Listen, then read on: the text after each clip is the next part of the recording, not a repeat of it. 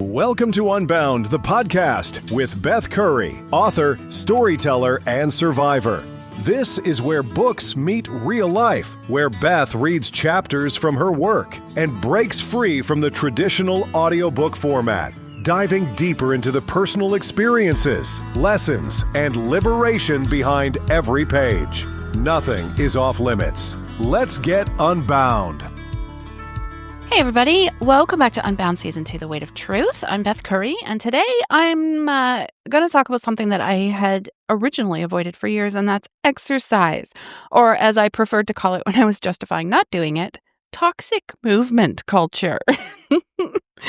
Wow. Okay, so this is Chapter 9, Learning to Hold My Own Weight.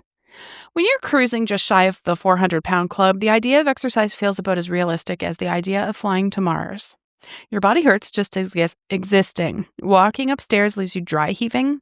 Getting up from chairs requires strategy and extreme levels of momentum. The thought of going to a gym where thin, fit people bounce around effortlessly feels like signing up for public humiliation. So for years, I didn't exercise. And I had a whole arsenal of body positive justifications for why that was perfectly fine. Exercise culture is toxic. Movement should be joyful, not forced. I don't need to punish my body to earn love. Health at every size means I'm already healthy. All of these thoughts felt so enlightened compared to the diet culture messaging that exercise was about punishment and earning your food, and honestly, some of them had truth to them. Exercise shouldn't be punishment. Movement can be joyful. But here's what I was really doing. I was using body positive philosophy to justify being afraid. I was afraid of being the fattest person in the gym. I was afraid of not being able to keep up. I was afraid of people staring. I was afraid of failing. I was afraid of trying something and discovering that my body really was as broken as it felt. So I convinced myself that not exercising was a political statement rather than admitting it was cowardice. The déjà vu during my non-exercise years looked like this. The fact: I wasn't exercising. My thought: exercise culture is toxic and I don't need to participate in it. How that thought made me feel: righteous, like I was brave and taking a brave stand against oppression. My actions: I continued avoiding all physical activity, staying sedentary, getting weaker and more out of shape. The result: I felt like a bucket of shit physically, had no energy, and my body continued deteriorating while I pretended it was a feminist act. When I finally decided I wanted to live instead of die, I knew I had to face my fear of movement, but I was smart about it this time. Instead of diving into some extreme fitness program that would set me up for failure, I started small. Really small. I started with walking in my house. Back then, I had a straight line from the front of my house to the back, and I walked back and forth hundreds of times. That way, if I got hurt or if something happened, I was safe at home. If I got exhausted, I didn't have to walk all the way back.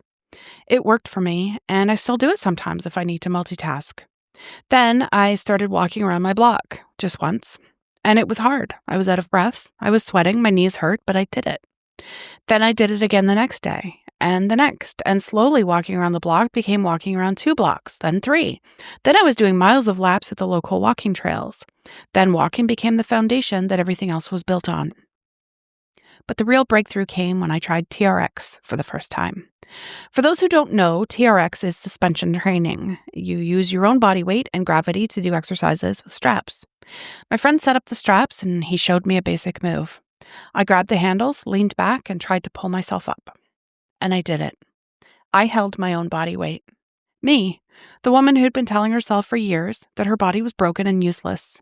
The woman who had convinced herself that 400 pounds was just how she was built. The woman who had spent decades believing that some people were just meant to be sedentary. I held my own fucking body weight. That moment, that holy shit, I can do this moment, changed everything. Not just about exercise, but about what I believed was possible for my body and my life. Nobody tells you this, but I'm here to tell you. Your body wants to be strong. It wants to move. It wants to be capable. Even at your heaviest, even after years of neglect, even when it seems broken beyond repair, it's just waiting for you to give it a chance. But I had spent so many years listening to voices that told me wanting to be physically capable was somehow wrong. I had internalized the message that caring about fitness was shallow, that wanting to be strong was buying into oppressive beauty standards, that any dissatisfaction with my physical abilities was internalized fat phobia. Bullshit. Complete and utter bullshit, a dumpster fire of damn lies. Wanting to be able to climb stairs without getting winded isn't depression, it's basic human dignity. Wanting to be able to play with your kids without getting exhausted isn't vanity, it's love. Wanting to feel powerful and capable in your body isn't shallow, it's fundamental to being human. That TRX moment taught me something crucial. I had been confusing acceptance with resignation. I had been mistaking giving up with self-love, and I had been treating my body like it was already dead instead of like it was capable of resurrection. My relationship with exercise completely shifted after that. It stopped being about punishment or earning food or conforming to beauty standards. It became about discovering what my body could do. It became about proving to myself one rep at a time that I was stronger than I thought. I started strength training not to get skinny, but to get strong. I started cardio not to burn calories, but to build endurance. I started stretching not to look flexible, but to feel mobile and pain-free. And something miraculous happened. The stronger I got physically, the stronger I got mentally. The more capable I felt in my body, the more capable I felt in my life. The more I proved I could do hard things physically, the more I believed I could do hard things in general. Exercise became my daily reminder that I was worth investing in. Every workout was a vote for the person I was becoming instead of the person I had been. Every time I showed up, even when I didn't feel like it, I was practicing the skill of keeping commitments to myself. Here's what I want you to understand. Exercise at 400 pounds doesn't look like exercise at 200 pounds. It doesn't have to look like what you see on social media or in fitness magazines. It doesn't have to be perfect or pretty or impressive to anyone else. It just has to be movement that your body can handle today, with the goal of being able to handle a little more tomorrow. Maybe that's walking to the mailbox. Maybe that's doing wall push-ups. Maybe that's stretching in your living room. Maybe that's dancing to one song in your bedroom where nobody can see you. It doesn't matter where you start. It matters that you start. Because here's the secret. Your body is not broken. It's not beyond repair. It's not meant to be sedentary. It's just been waiting for you to stop listening to the voices that told you that movement was punishment and start listening to the voice that says movement is freedom. The strongest thing you can do isn't a perfect squat or a fast mile or a heavy deadlift. The strongest thing you can do is show up for yourself when no one else is watching, when it's hard, when you don't feel like it, when you're scared. The strongest thing you could do is prove to yourself that you're worth the effort. And every time you do that, every time you choose movement over excuses, strength over resignation, and capability over comfort, you're learning to hold your own weight in ways that have nothing to do with exercise and everything to do with self-respect. Real talk questions. What story do you tell yourself about what your body can't do? I'm too heavy for that. I'm too out of shape. I'm not athletic. I have bad knees. Some of these might be true right now, but which ones are you using as permanent excuses instead of temporary challenges? When was the last time you did something that scared you physically? Not dangerous, scared. When did you last try something that made you think, I don't know if I can do this? If you can't remember, you're playing it too safe.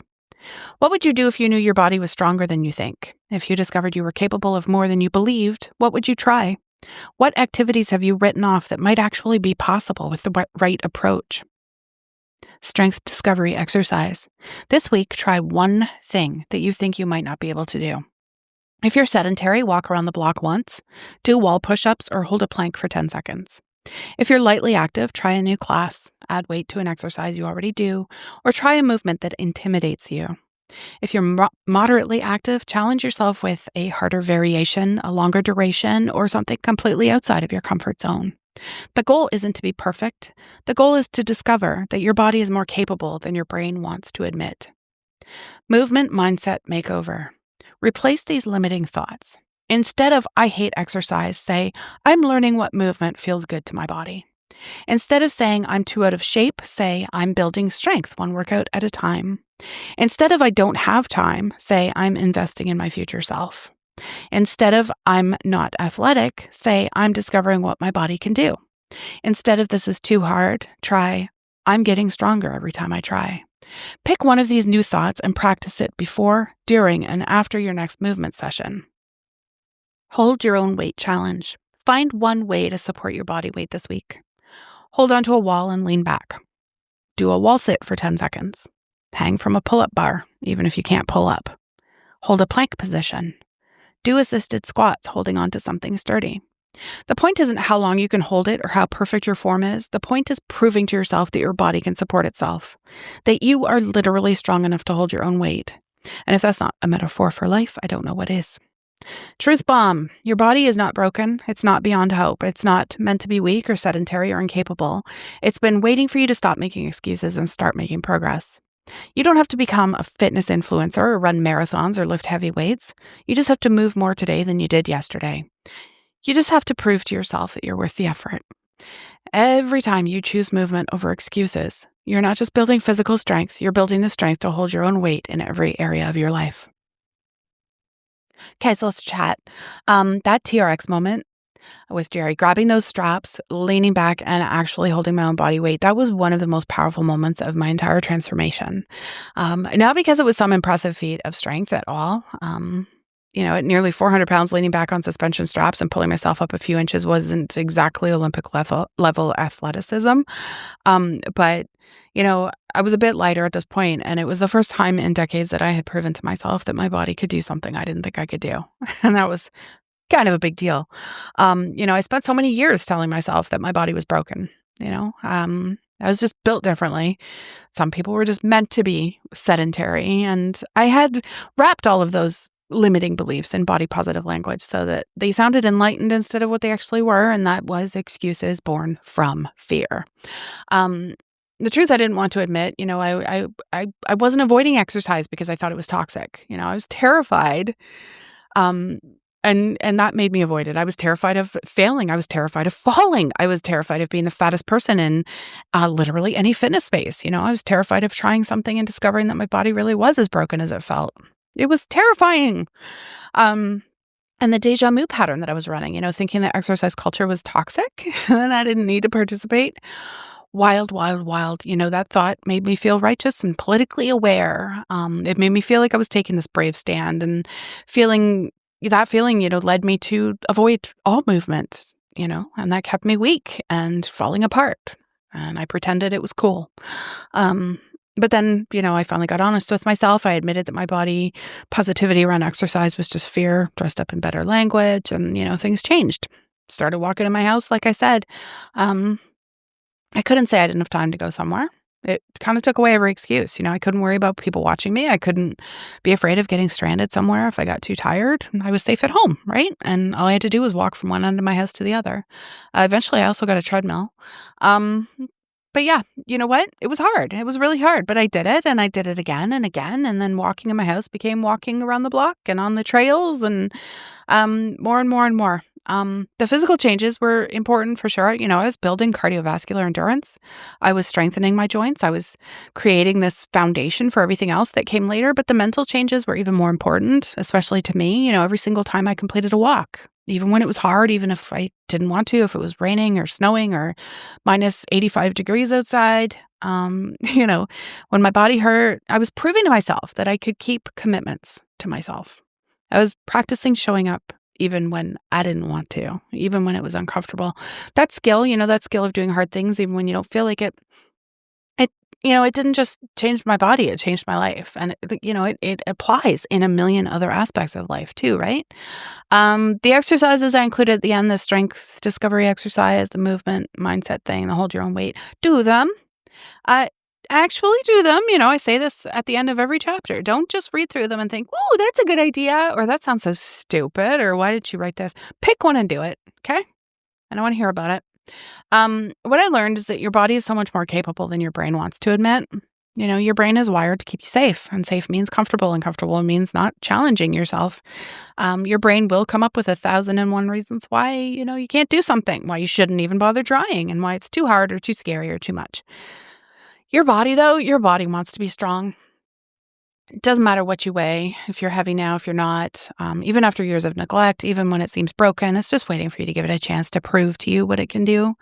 The line about me, wanting to be able to climb stairs without getting winded, being a basic human dignity, that's not oppression. I really want you to hear that. Somewhere along the way, the body positive movement started treating any desire for physical capability as if it were shallow or something. It's like, I don't know, very weird. It's, wanting to be strong has nothing to do with beauty standards,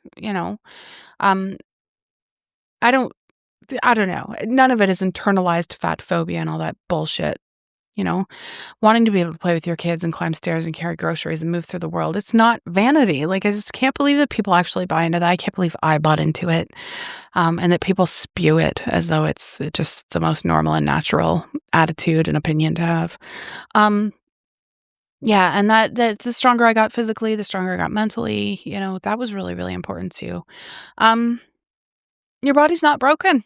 It's just waiting for you to stop making excuses, Before I go, if you want to discuss this episode with me, with others, there's a Facebook group. The link is in the show notes. All my content is free and always will be, but if you want to support the production costs, you can also check the show notes for that information. Thank you so much for being here. And I hope you can discover something that your body could do that you didn't know. See you in the next episode. Thanks for listening to Unbound with Beth Curry. Join the conversation in the Facebook group or visit author.bethcurry.com. Want to support the show? Head to ko-fi.com/unbound podcast. Until next time, stay unbound.